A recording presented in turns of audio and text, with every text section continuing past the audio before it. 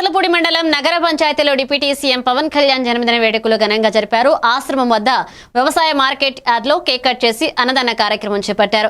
ఈ సందర్భంగా కూటమి నాయకులు మాట్లాడుతూ రాష్ట్రం చీకట్లో ఉన్న వేళ మినుగు పురుగుల వెలుగులు నింపిన నాయకుడు పవన్ కళ్యాణ్, మోదీ, చంద్రబాబు అని ఆ వాళ్ల కలయికతో రాష్ట్రానికి కూటమి ప్రభుత్వం ఏర్పడిందన్నారు. ఈ వేడుకల్లో జనసేన నాయకులు తూము విజయ్ కుమార్, తాటి అప్పారావు, కొత్తపూడి శేషగిరిరావు, సింగం ప్రసాద్ పాల్గొన్నారు.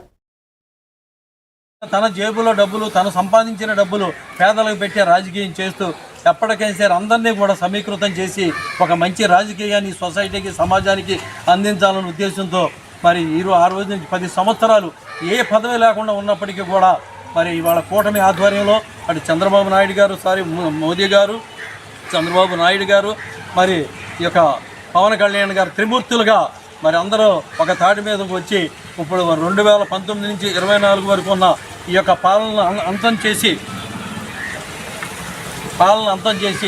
ఒక మంచి పాలన అందించాలనే ఉద్దేశంతో మరి 2024లో పోటీ చేయడం, మరి ప్రజలందరూ కూడా మరి 95% ఓట్లు 51% వేసినప్పటికీ మరి 164 సీట్లు మరి కొల్లగొట్టే విధంగా మనకి విజయాన్ని అందించడం జరిగింది.